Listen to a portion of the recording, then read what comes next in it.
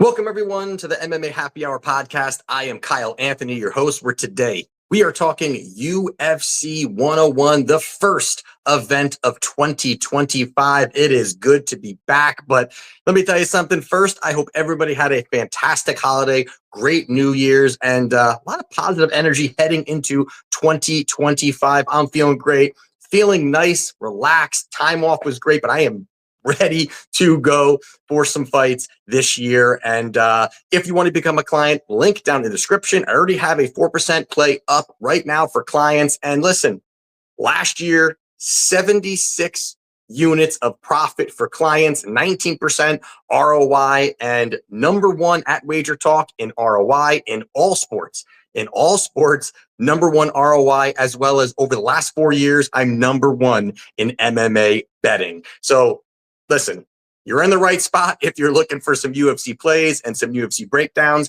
And at this point, let's just dive into the main event of the evening between Amanda Ribas and Mackenzie Dern. Now, in this spot here, you've got Ribas. He is a minus 200.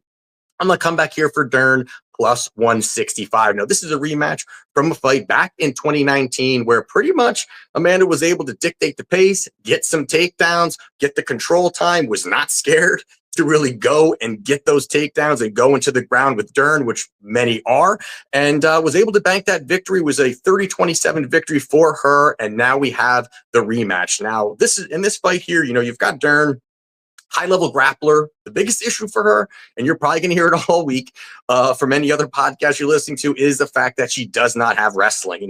60% takedown success rate, not great. Averages 0.88 takedowns per 15 minutes. Not great when you're looking at it as someone who is a jiu-jitsu specialist. She struggles to get the fight there. But, going back and rewatching tape, the biggest thing here is really the fact that, Dern just hasn't elevated. She just hasn't gotten better overall. And I think that's really a problem. Again, she high level, when it comes to on the ground, she's very, very good. And when it comes to jiu-jitsu, but just hasn't really put it all together, in my opinion. Even though she's coming off a victory, I just am not seeing the elevation from her. Still has very sloppy striking. Her striking defense is lackluster. Just not really piecing combinations together, and has a negative striking differential. She's getting hit a lot more than she's landing on her opponent. And I think this is a spot where really you got Amanda, who continues to elevate, continues to get better, but really is just the more polished fighter overall. And, she's got high level, grappling that we do know, obviously, with Amanda, but, she has really continued to just show more and more tools in her arsenal, continues to get better. And that's really where you're seeing a fight happening years later. And you're seeing one female who continually seems to kind of grow within the sport. And you're seeing Dern, who really is starting to trend, I think, the other way. Even though it's coming off a victory, still she's not I think she's just not piecing it all together overall.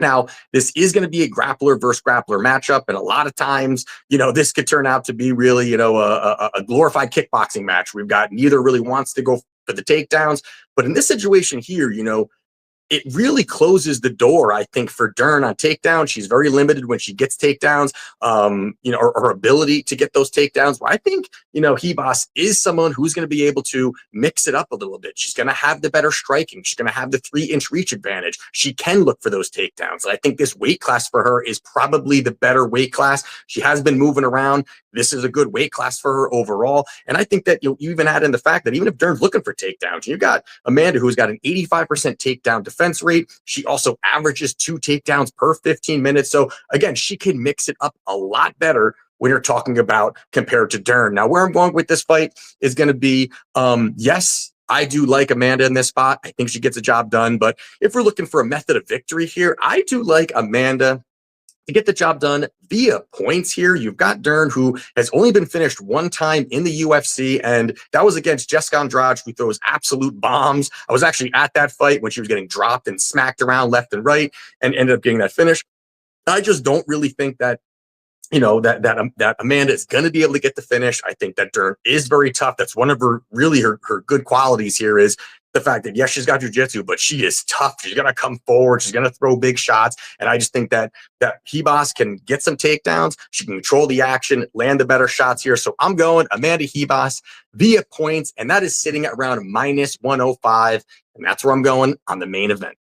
Next one here we're going to talk about is Roman Kopylov versus Chris Curtis. You've got Kopylov here. He is minus 260. On the comeback, you got Chris Curtis. He is plus 210. Now, there's a spot here where you've got Kopylov, kickboxer, who has just started to add wrestling to his game. On the other side here, you've got Chris Curtis, UFC vet, who does have some boxing. Now, when you're looking at this fight, I do think that the line is a little bit wide when you're looking at it. And I think the first thing is the fact that Chris Curtis now is 37 years old, and maybe his best years are behind him. You got Kopylov, who was younger and is on a nice 5-1 run. But the problem for me here is the fact that, he has not beaten anybody. Going back and watching tape, going back and seeing who he's beaten, not the most impressive performances. And going back and listing some of these, he beat Alessio Di Chirico, who's 1-5 in the UFC and cut from the organization currently.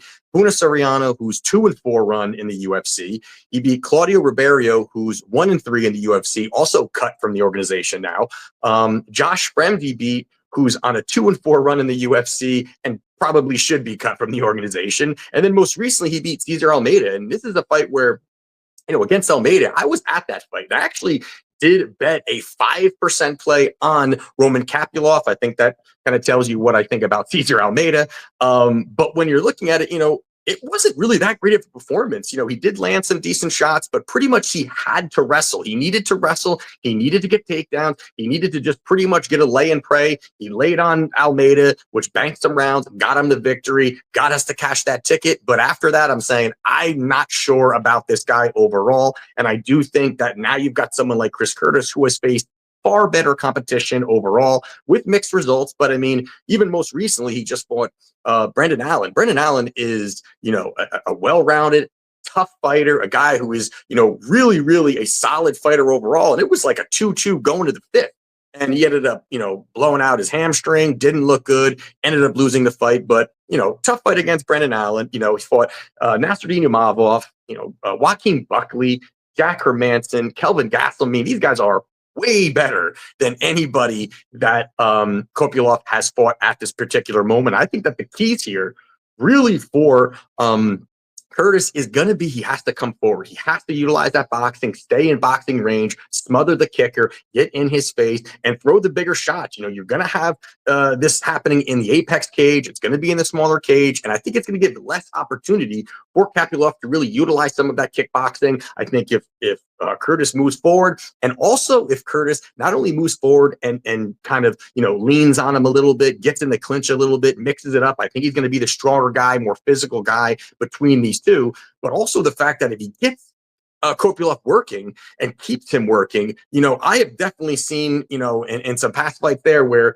you have seen Roman really start to tilt down when it comes to energy and cardio, kind of midway in that second round. And I think that's really where things can start to really pick up for Curtis, where he's going to land the bigger shots, start to pick up the pace a little bit. And I think Kopylov does have a suspect gas tank. And I think that's where Chris Curtis, a proven guy, a guy who can go 5 rounds, can go a hard 5 rounds. And I do think that's where he can find some success here. So for me in this spot here, this is a dog or pass spot. And I am taking Chris Curtis plus 210. Next one here we're going to talk about is Austin Bashi. He is minus 300 on the comeback here. We've got Christian Rodriguez. I was about to say Chris Curtis. Christian Rodriguez plus 240. Now, the hype train is here, and it is on Bashi. He is 23 years old, 13-0. The kid looks the part here. There is a lot of hype behind him coming into the UFC. And you've got Christian Rodriguez, who is, a well-rounded guy overall, but who has been a prospect killer. And he's about to face another prospect.